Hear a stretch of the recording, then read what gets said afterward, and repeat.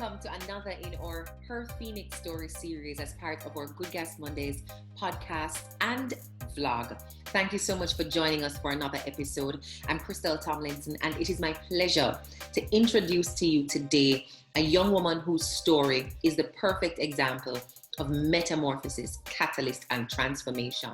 Her name is Daniellia White, and I'll allow her to tell you who she is. Thank you for entering this space. I ask you to come in with compassion as she chooses to be vulnerable. I ask you to listen to her deeply to see what lessons you can learn from her story. And if it serves you well, please feel free to take notes, grab those lessons and apply them in your own life whenever your spirit is ready to soar. Let's hear her Phoenix story. Very special welcome to you, Daniellia. Thank you so much for agreeing to share your story with us here on Her Phoenix Story. It is yours, and the power inside of it, I believe, can unleash the phoenix in another woman who may hear it. So I want to encourage you in this space to share as openly as you are comfortable with. There is no judgment coming from me as you talk, and I do my very best to curate even my community to make sure people are open and compassionate when they join us. So thank you again and welcome to Good Gas Mondays, Her Phoenix Story series. Thank you for having me, Krystal. I'm really looking forward to the conversation. So you've agreed to share with us your path to growing your wings as a phoenix. And I'm so excited to hear about that journey and who you see yourself as coming out of all of that. And I think yours is a very, very moving one because it touches on something that we don't talk about in healthy ways in our Jamaican culture. Who is Daniellia? Let's start there. If you were to define yourself for somebody, how would you define yourself? Well, I think now I would define myself as a very strong, bold, brave, introverted, shy person. I love art. I am art. So yeah, I think that's how I would define myself. Minus the titles and all of that. Yes. And then feel free to tell us too what you do, because you say you are art and your work. Feel free to define for us as well what you do, because when you say you are art, you also do work in the artistic space. Yeah. I am an entertainment executive.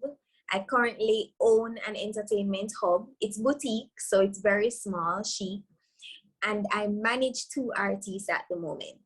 I'm also a published author and an advocate for sickle cell disease. And your fire, we want to get right into the conversation about what you think has made you into that entrepreneur, that lover of life, that advocate, that author, the courage to even put your thoughts and your story down. What do you think brought you to that point of confidence to show up with all of your light? Honestly, Krystal, when you hit rock bottom, and when I say rock bottom, I'm not even talking metaphorically, it's literal, like trying to kill your own self. So I went through a period of suicide. I experienced bulimia, not liking food, just some little things that over a period of time built up. And then one day you just get a text from somebody who you would never ever get a text from, because my parents are pastors. And one of their church leaders sent me a text message. And the message to this day is my favorite scripture, which is Jeremiah 29, verse 11. For I know the plans I have for you, plans to prosper you, plans to keep you, give you hope and a bright future. And I just found that particular message, she may not have known the story, but that was very destined. And so I think that was my turning point. And eventually I started to allow myself the chance to rise above a lot of the things that I've experienced, because I've experienced a lot in my little time on the earth. And what would you say caused you to feel that sense of hopelessness that required the reminder from Jeremiah 29? Where were you feeling hopeless, and why? So for those who don't know my story, I'm going to assume that not everybody does.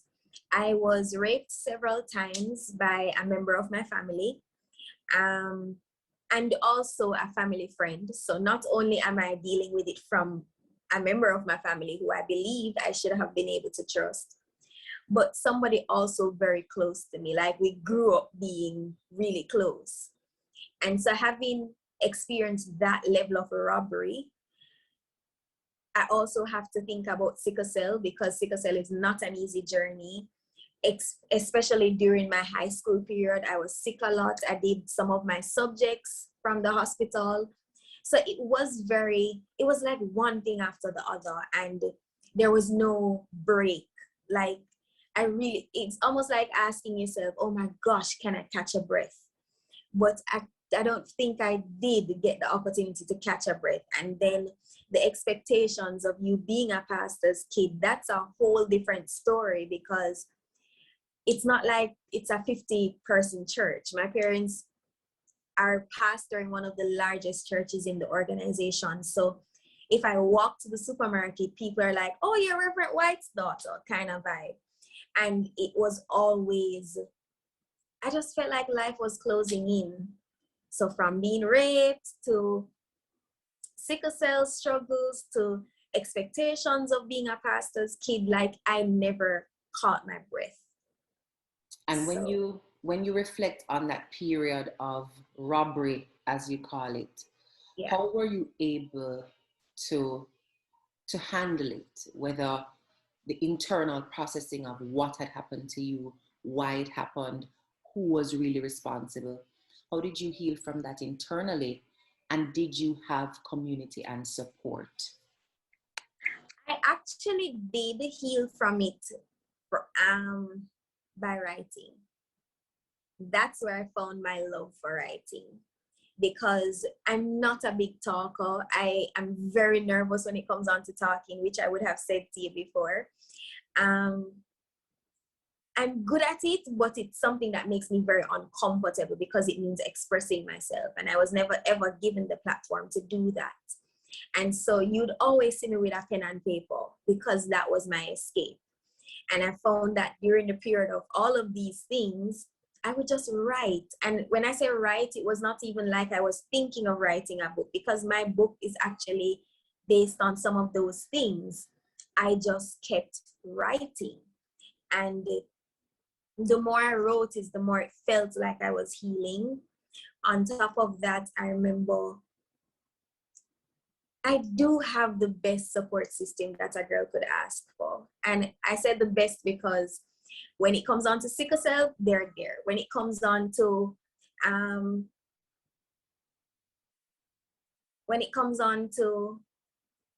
the entire process of healing from sexual abuse, my parents were there. Like, they were there for every single aspect of my life. And I really do have the best support. So I think it was easy for me to heal, per se, because the journey is still continuing. It was very easy for me to do that when I have people around me who continue to push me. If there's somebody who has had this experience and is struggling to find their voice, either to tell the truth about what has happened, name and shame the person who has harmed them instead of shaming themselves. Oh, you see, I thought I put this on silent. I'm so sorry. Hold on.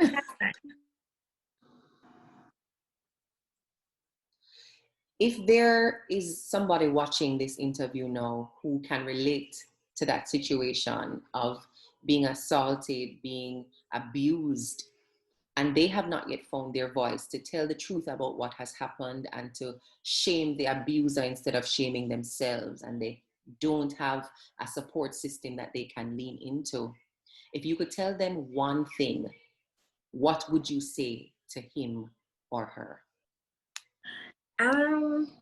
Firstly, which I had to learn, in order to heal from something, in order to feel better about certain things, especially when they're hard to go through. Keeping it in is doing you more harm than good. And so even if you can't tell another person, write it out.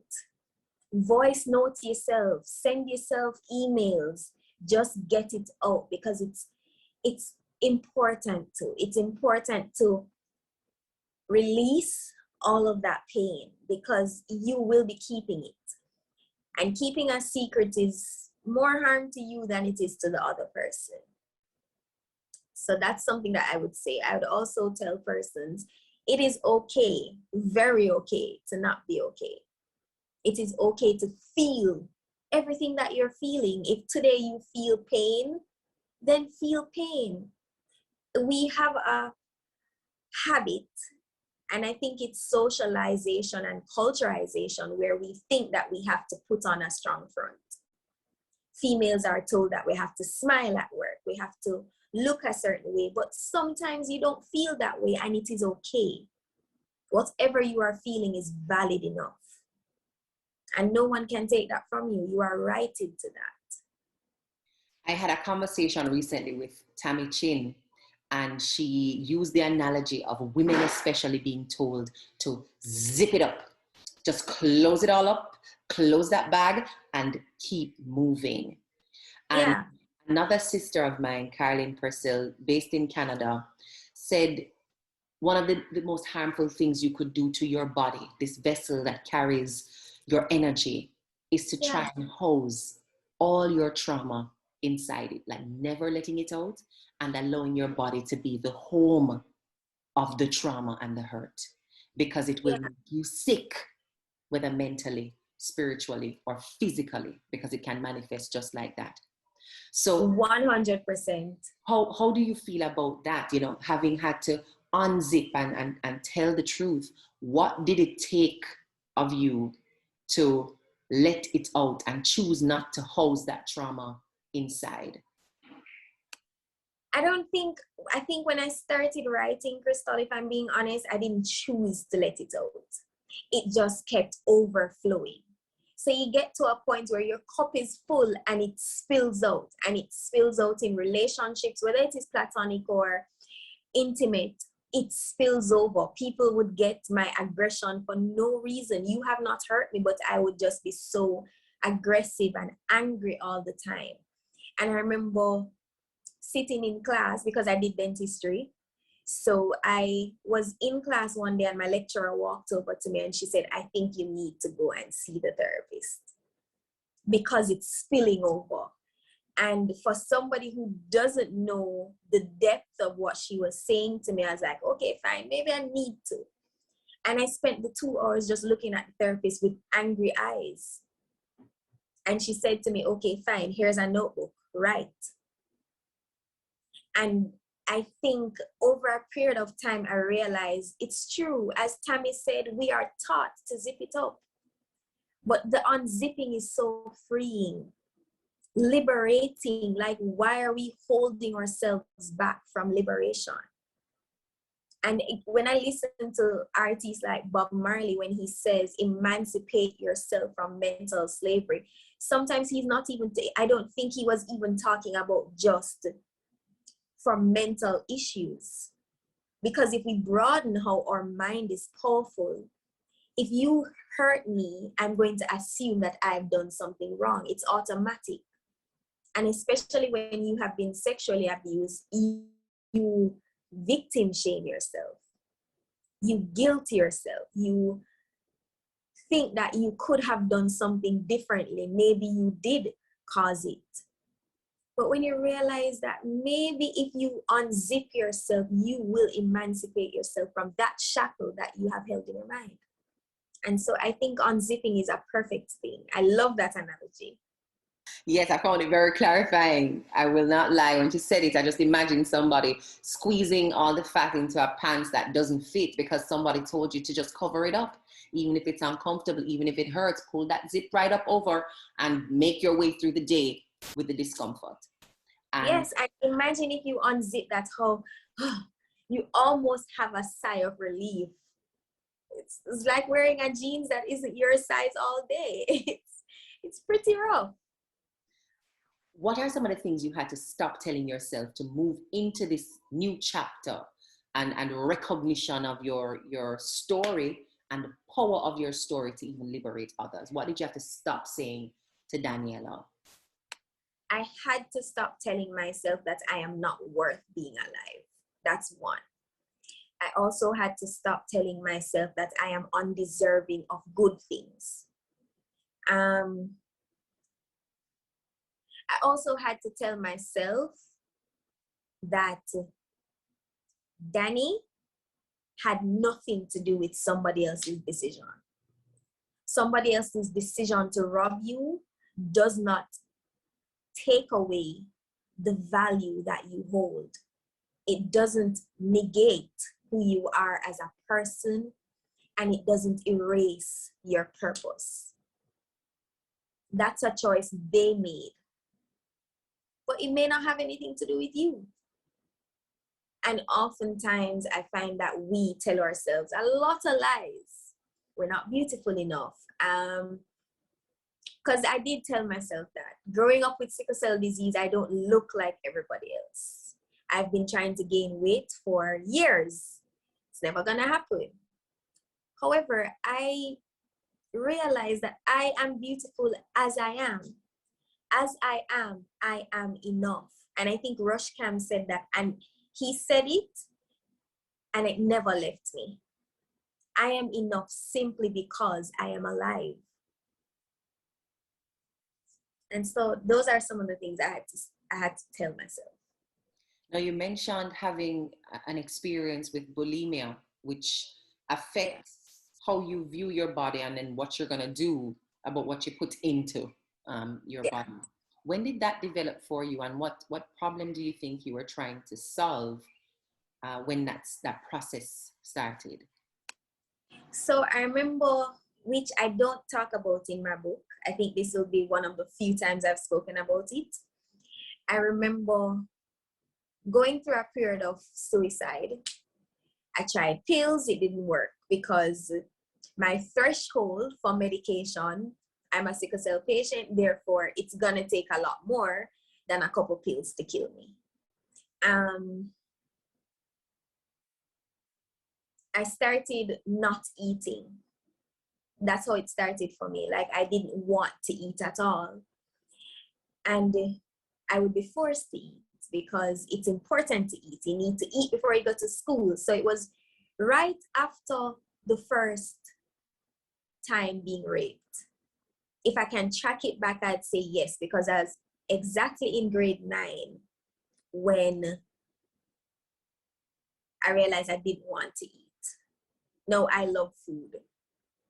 I, hands down, love food when I was smaller, love food now. But during that period, I hated food. Like, you would put it in front of me and I would pick at it. If I ate a spoonful properly, it would be a lie. And so my mother used to force me to eat. And I'd eat it just because I couldn't handle the nagging of it all. So I'd eat, and then by the time we get on the highway, Daddy dropping me to school, I would use my tongue to initiate throwing up. And it was just because I didn't think that I needed to be around. I just didn't think that I was worth even having a good meal. I didn't think it was worthy to laugh, so I didn't laugh as much. Now, if you meet people around me, they'll tell you, I laugh for everything. I'm always laughing. But I had to learn how to love myself again, learn how to love food again, learn how to laugh again. It's just some simple things that we rob, or major things that have happened, major pain, they take away the little things first. So yeah, I think that's how bulimia came about. I'm going to pause for 1 second because now I have Zia right here and I'm trying to keep her out of my frame. So let me pause this. And when you think about that period, releasing yourself from those beliefs, and then again stepping into another phase and another part of your life, what is the next struggle that you had to meet as you made your way into your next phase or your next chapter? The next struggle would have been sickle cell disease. My parents took very good care of me. I'm very privileged in that regard to have had the best healthcare ever. I now know that because I'm an adult taking care of myself. But the disease is very debilitating. It's chronic illness, and it's something that affects the blood. If you know sickle cell disease, wherever there is blood flow, it affects that. So everywhere on my body hurts sometimes except my scalp or my hair. And I remember I've been dormant for 5 years. So after going through that, releasing book, feeling on top of the world and everything, no flares, no crises for 5 years. And then on my 5th year, the anniversary of my 5th year being dormant, no flare up, no anything, I'm in the hospital. And I remember having a mental breakdown. Like I spent the first 2 days in the hospital just crying. I would not eat. I would not sleep. Like I was constantly on the phone because and it was a readjustment too, because for the first time ever in a long time, I'm back in a hospital setting. We're in the middle of a pandemic. So it's a hospital, one, I'm afraid of doctors, terrified of hospital settings. But on top of that, you're in the middle of a pandemic. And I understand that already having sickle cell disease, the medical practitioners already treat you a certain way. But it's worse now when everybody's terrified because there is COVID-19. And so they have to almost be distant, and not just distant physically, but also distant emotionally. And that was rough. I'm not gonna lie, it was rough because it just felt new. It was just a whole different experience. And I remember being lonely. And not lonely because I was alone, because I had people around me. But I can't share the pain that I'm feeling because, again, sickle cell disease, I'm the only one who feels it. So I may have a crowd around me, but I cannot truly explain to you the level of pain that I'm in. I cannot truly explain to you how emotionally taxing it is. I cannot truly explain to you the psychological and social effects that it has had.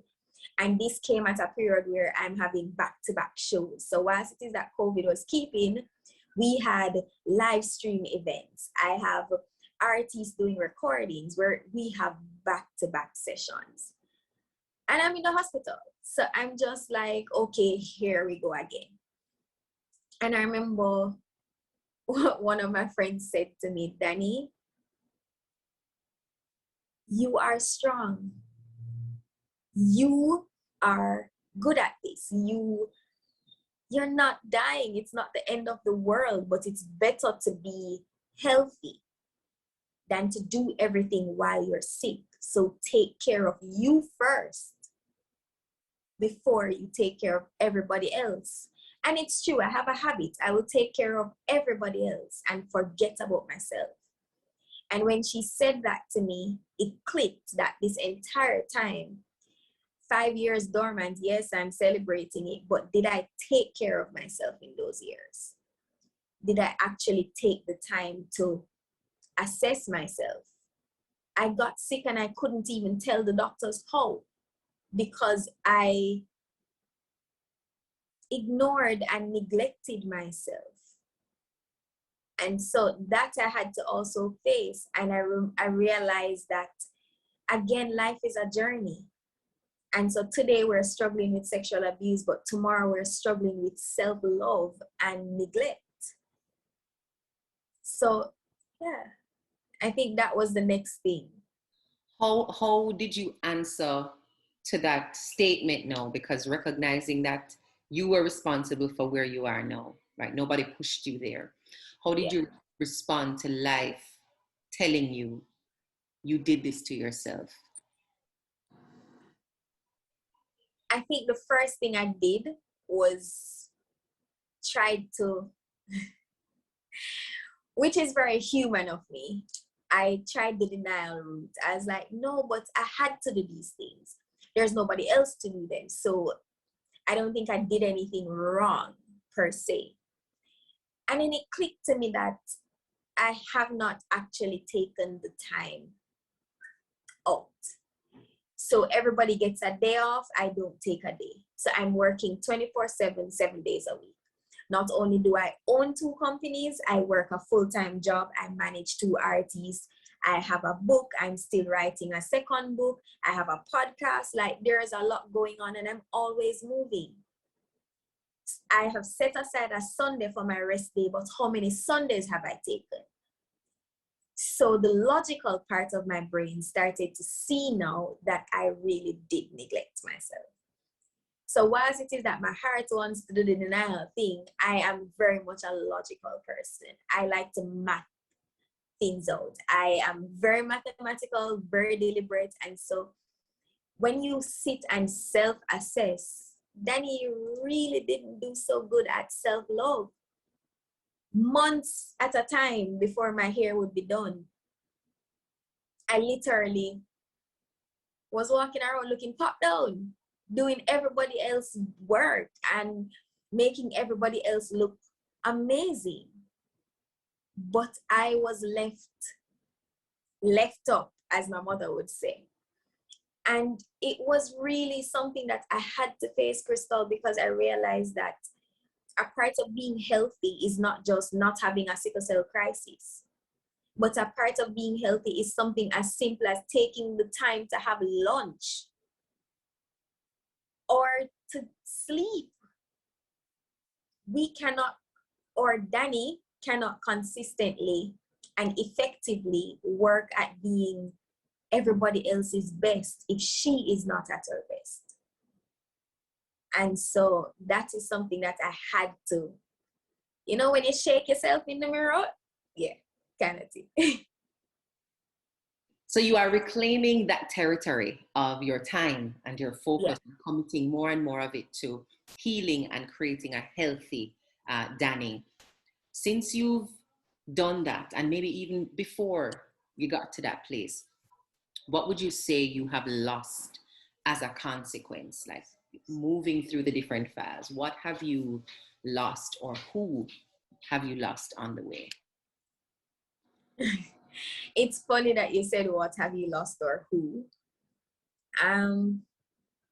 That phase made me a lot more brave to say no. As simple as it is, it's very hard.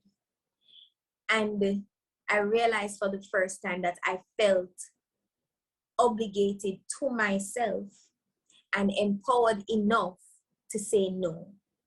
No when it didn't feed me, no when it didn't add to my mental capacity.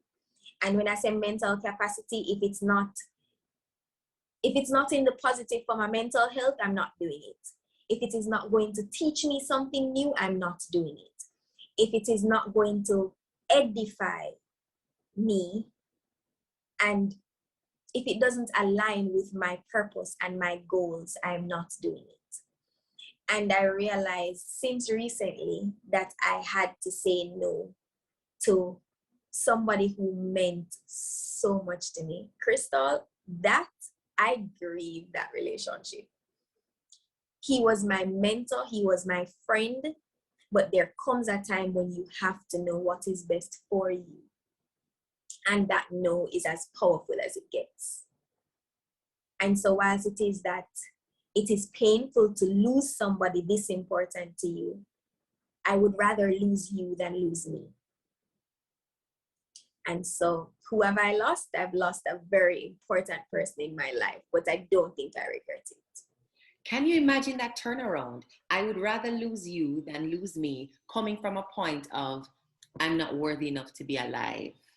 That I is know, right? information. That's it. That's evidence that you have grown your wings through that journey, through your own fire, bringing yourself down to ash and then coming out the other side with your wings. How does it feel now? Who do you feel like right now when you look back at those experiences? What you have to say to that younger Daniela who did not yet have her wings and didn't believe she would ever fly? What are you saying to her now? I feel like a boss, babe. I feel like a bad girl. Like yeah. I am, I'm so strong, and I didn't realize how strong I was. And I remember I was even saying it to my mother the other day, as like, I am not only experiencing happiness, but I'm truly joyful. And the joy that I'm feeling has nothing to do with anybody around me. Like, I'm in a place where I am actually genuinely happy. Like, I'm smiling all the time. I laugh for everything. And who would have thought?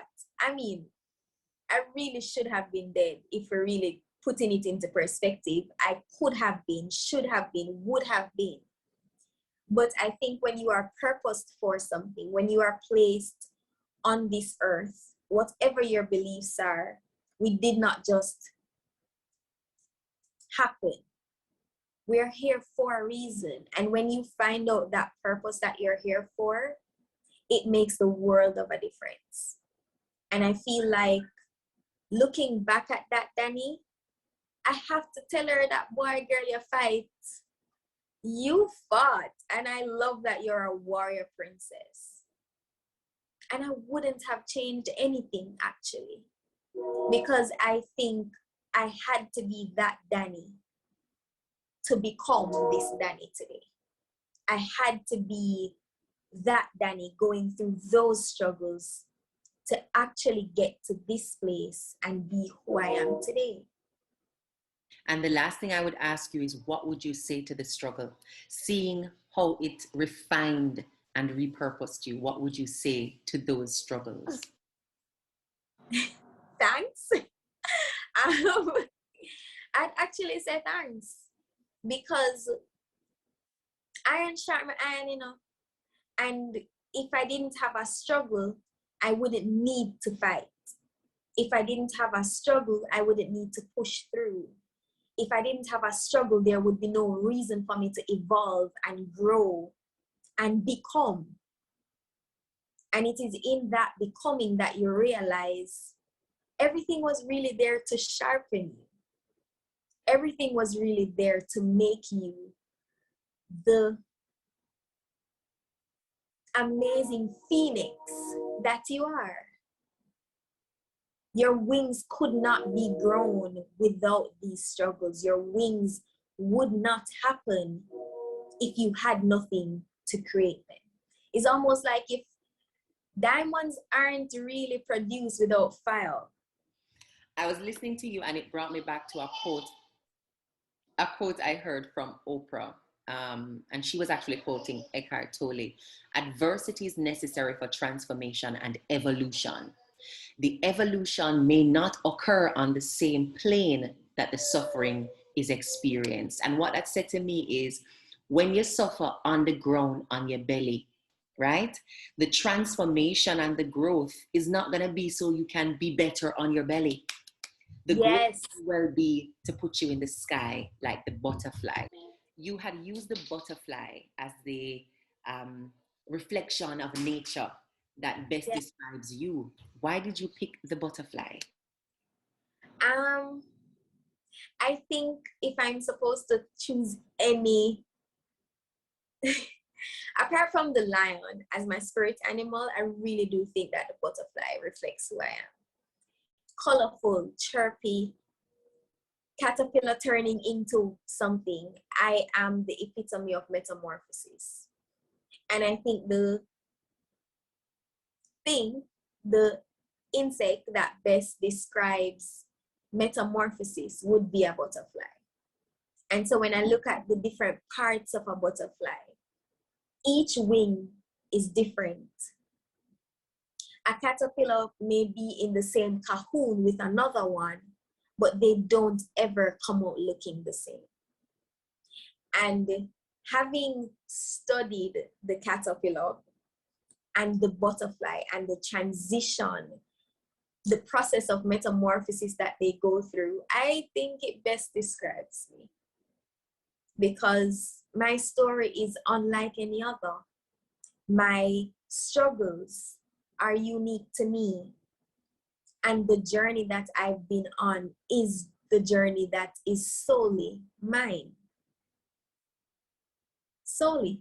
I can take you with me, but it's not the same because you will never be in the experience that I am. And so, yeah. Powerful stuff, Daniella. Thank you for being so present in your life with all 5 senses. That is a gift. Not everybody's able to pay full attention to their life, including the 6th sense of feeling your emotions and understanding what they are telling you. So I want to thank you for sharing your story, your journey, and your lessons with me today, and allowing that to bless, elevate, and help somebody else to grow their own wings. The fires don't disappear. We just get better at surviving them and refining ourselves through that process, so that with every moment that we are turned to ash, we can move through with confidence, knowing that the wings are going to come out stronger and more beautiful than we went in. Thank you so much. Thank you for having me. It was a pleasure. Thank you so much for joining us in another of our series, Her Phoenix Story, as part of our Good Gas Mondays podcast and vlog. You can find our podcast anywhere you listen to your podcasts, whether it is on Apple or Spotify, Google, Stitcher, or Anchor. And of course, we are on YouTube at Krystal Tomlinson. Just search Good Gas Mondays and we'll pop right up. But you know I can't let you go without giving you a little bit of work. What lies have you been telling yourself that prevent you from making it out of the fire and heading into the sky? What are the lies that you have to stop telling yourself right now? Whether you inherited those lies from them being sold to you in your childhood, or you invented those lies to help you stay comfortable with the conditions of your life. Sometimes we lie to ourselves to cope, but if we are to transform, we need the power of truth. So what are those lies? Let's face them and erase them. Blessings always.